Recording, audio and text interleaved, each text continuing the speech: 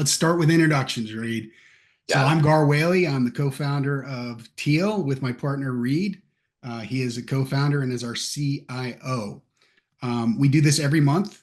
Today we're on a new technology called Zoom. Last month we used Vimeo. Um, and we talk about the latest and greatest tips and tricks for Microsoft 365. In fact, Brittany in the background is managing the webinar today. Our marketing team puts out some emails and asks for suggestions. So a lot of things we'll be talking about today are things that may not be new, but things that either Reed or I use or somebody on our team uses and makes us much more efficient, or somebody that's watched one of our previous webinars has sent in they want to know more about. So sorry for the delay. Reed, let's jump right in, as you said, with message recall in Outlook. Yeah, you bet. So I'm going to share my screen. We'll let that load up for a second. There we go. So I'm in Outlook for the web right now, and I'm sure you've had a scenario where you send an email and you're like, shoot, I didn't want to send that email. So you can use the message recall feature. So I'm going to compose a new message. I'm going to send it to Gar in my organization. Now, message recall only works if you're in the same organization. If you're sending an email to somebody at Gmail or outside of your organization, you can't pull it back. But I'll say I'm sending it to Gar. Hey, how are you today? Let's go to lunch. So I'm going to hit send, and then Gar will get that in his inbox a little bit later. If I go into my sent items and I select that message, I've got to open up into a new window here. I'll have a recall message. So if someone reached out to me that I want to go to lunch more than Gar, I might recall that message so he doesn't see it. I can hit recall message and it's going to attempt to recall it.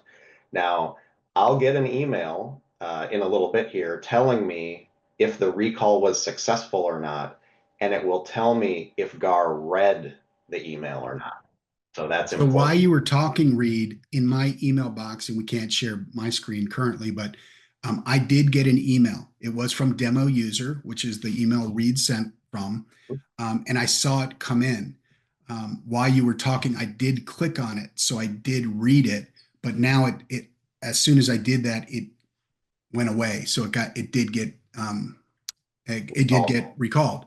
But I was able to read it because I guess I was faster than Microsoft. So it doesn't work all the time. right. But as you said, you'll get a report. Um, Yeah, and it you'll get a should be report coming that pretty shows. quickly here. I'll hit reload. We'll see if it comes in. Not yet, of course. We're doing this live, but I should get an email here that'll give me a report soon. Maybe we'll check back on it later on if it was successful. But again, the message recall only works for people in your organization. If Gar was at another company, he'll get a second email that says Reed recalled that first message, but it's going to show up right next to the original message in his inbox. Yeah, so that's an important point. Really, where I use it, if I send something, let's say to Reed, and I forgot to add a paragraph or there was another point I wanted to make in the email, I'll hit recall replace and replace the email. But while we're waiting for that, let's jump to the next thing we wanted to talk about, which is we're going to jump into Teams now, which is somewhat difficult to demo because we're in Yeah. Zoom, but we'll do our best. Yeah. So here's something that Reed and I and others in our organization struggle with a lot, which is how do you find things when they're in Teams? So a couple ways that we solve that problem. The first way is create a group chat in Teams and rename it. Yeah. So normally when you're in the chat part of Teams and you hit open a new chat, you can type in names of people that you want to include. So I'll say Reed because I'm sending this from a demo account, and I'll also say Gar. So now I have a group chat with two other people, and I'll say, hey guys. Now we might start talking about a topic. Now it might be about lunch today, it might be about a project that's happening. We'll have a bunch of dialogue back and forth, and then um, time will pass. A couple days later, we'll want to open up a new chat and we'll start talking. Now, if I do that, if I hit new and I say Reed and Gar, what it's going to do is and I say, hi guys, it's going to jump me back into that existing chat that we started. And that's confusing because then it's hard to figure out, like, what are we talking about? So when you, oh, thanks. So when you go in and create a new group chat, so say read, gar, once you type in those names, if you go over to the right side of the screen, you hit that down arrow to add a group name. So we can say, this is the marketing project. So now let's talk about the marketing project. So now in my chat list, I've got the original group that we started talking about lunch, and then I've got the marketing project group that we started talking about here.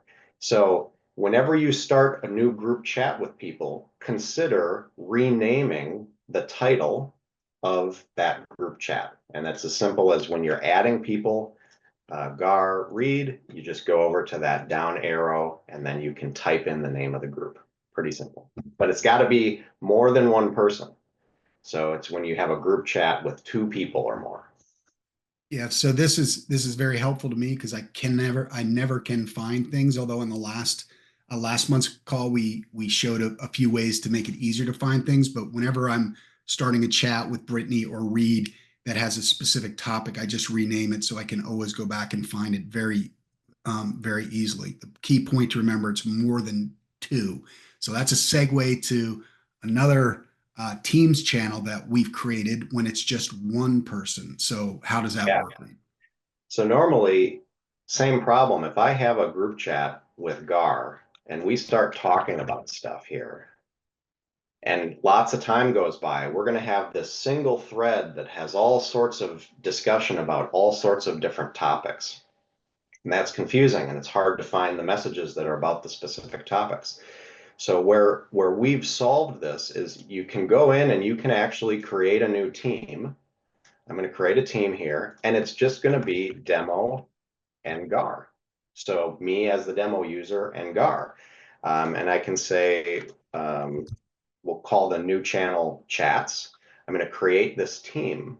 So now, once I create the team, I can add gar to my team right here. Here's my chat, and I'm going to add gar, add a member. There we go. So this is a team of two.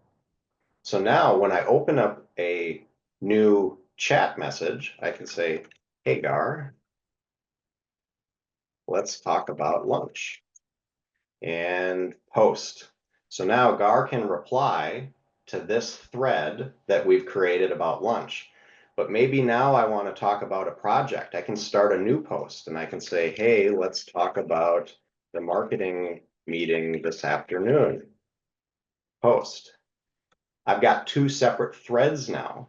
So Gar can go into his teams. He can find this demo and Gar team, this one-in-one team that we created.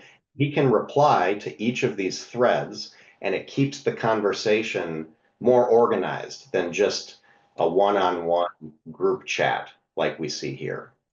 So one of the So, powerful things about that, Reed, is that you and I use specifically is we use a subject on the on the chat. yep, yeah, when you create a new post, you can create a subject, we can call it lunch, or it'll use that very first message just like the subject as well. Today. So yeah, that's creating a one-on-one team.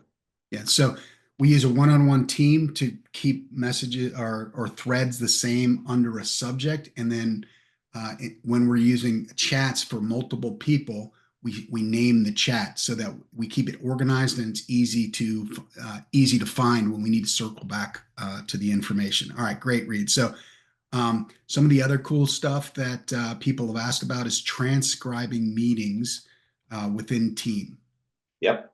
So I'm going to open up a new meeting here in Teams. I'm on my other screen and then I'm going to move it over. So here I've started a new meeting in Teams. We're not going to use audio. We're not going to use video because we're using Zoom right now. But when I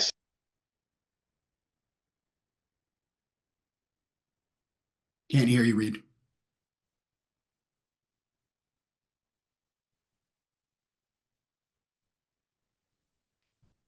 Live events, live events. Reed, I think you got to get out of that Teams meeting. Am I back now? Yep. Okay, shoot, we can't show it. So what I'll describe it then. When you go into a meeting and normally you would hit record. Record would record the entire content of the meeting, the video and the screen share. But instead of record, you can hit transcribe. It really won't let me do that, huh? Let's try it in here. If I hit meet now. No, I'm gonna do that.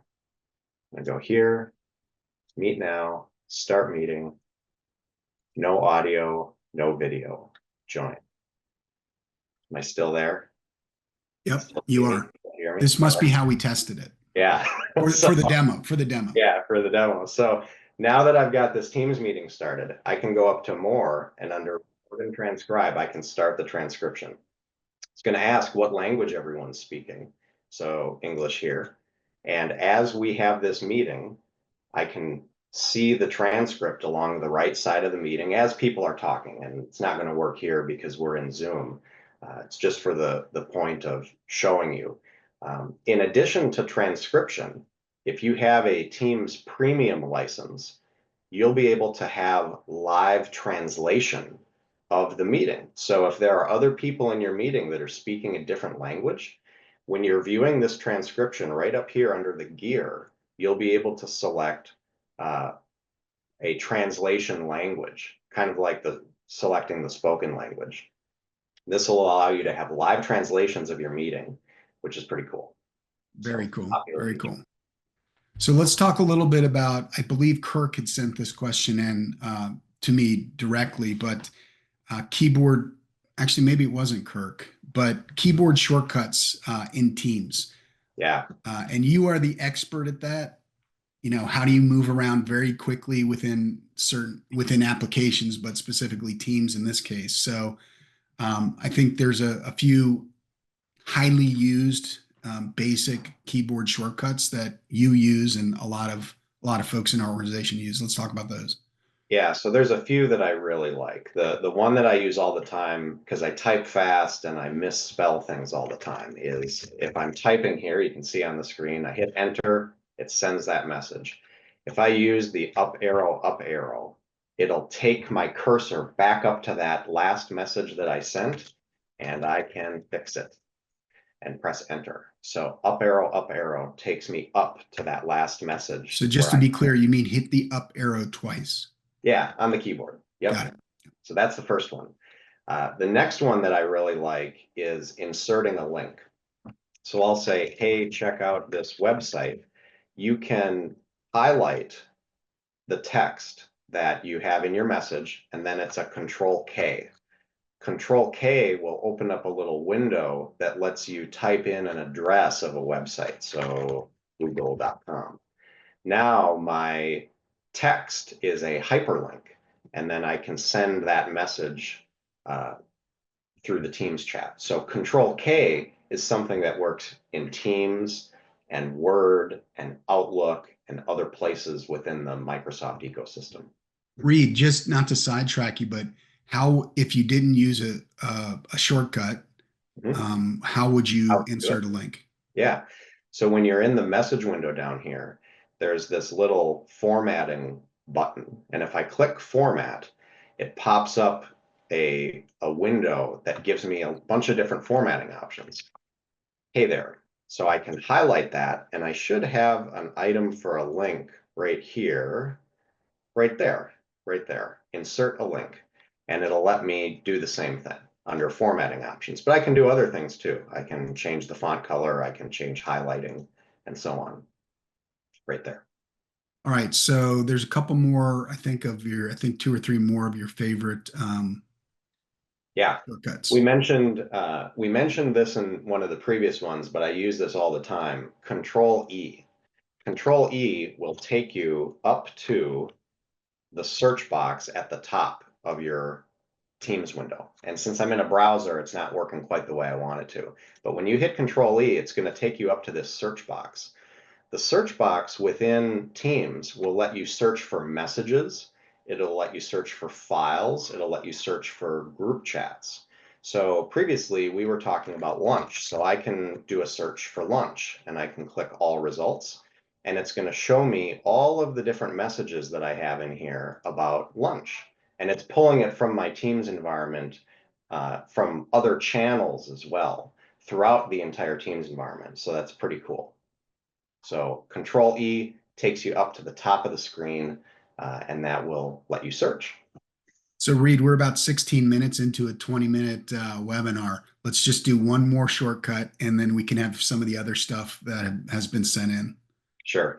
A lot of people use emojis, and we use them on our cell phones, so we use them in other places too. You can use the Windows period key to bring up the emoji selector within anywhere in Windows. And I can plug in an emoji and it'll put it into the box that I'm typing in. So Word, Outlook, Teams, Windows period brings up the emoji selector. There we go. That's one that I didn't expect you to talk about, actually. That's a good one. That's a good one. Now I know why you're so quick with that. Somebody had sent in a question last time. I think it was Angela about meeting recap with and Copilot. Is that something you can show? Yeah, I can show that. So one of the most popular features of Teams is the ability to record a meeting and play it back. If you have a Teams premium license, you can take advantage of the meeting recap feature.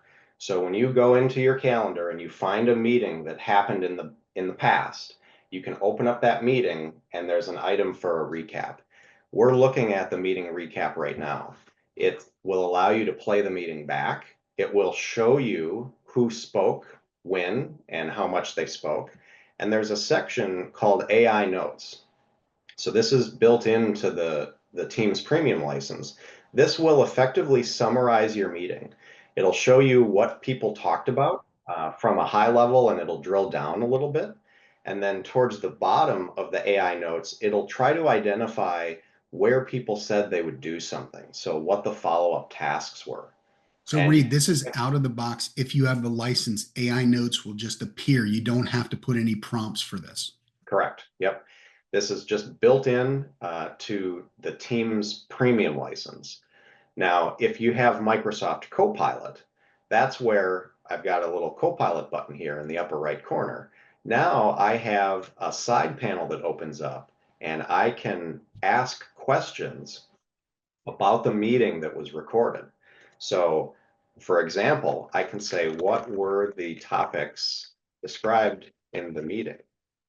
And it's okay if I have a typo in my prompt. Microsoft will figure that out, but it will read through the transcript and Copilot will summarize the meeting based on what was said. And this summarization should be very similar to the AI notes. Where Copilot is more powerful, though, is I can ask specific questions about the meeting. So I can say, where was their disagreement? And Copilot will look through the notes and it'll identify areas in the meeting where there were differing opinions on something. So here it says discussing the approach to categorization and recommendations. Pretty cool. What I also find cool about that, Reed, is as I mentioned at the beginning, you're in charge of not only our technology strategy, but also our account management team. And your team is finely tuned, I guess, because you don't have a lot of disagreement. That's right. In this meeting, it looks like William did most of the talking and no one really disagreed with him. William is, yes, no one disagrees with William. Well, Reed, as you unshare your screen, because we're at 20 Yeah, minutes, there's a number of things we didn't get to. So I think, and Brittany might throw up a poll while we're concluding, but we might have to start to do this every other week because monthly isn't enough. There's about five more things that people had sent in. yeah. That said, anybody on the webinar, we're very grateful for your time. We know it's valuable. You'll get an email with a recording, and you can respond to that email if you want us to cover anything on our next webinar. Reed, thanks so much for your knowledge. Thanks, folks, for joining us. Thanks, everybody. Have a great day. Have a great day.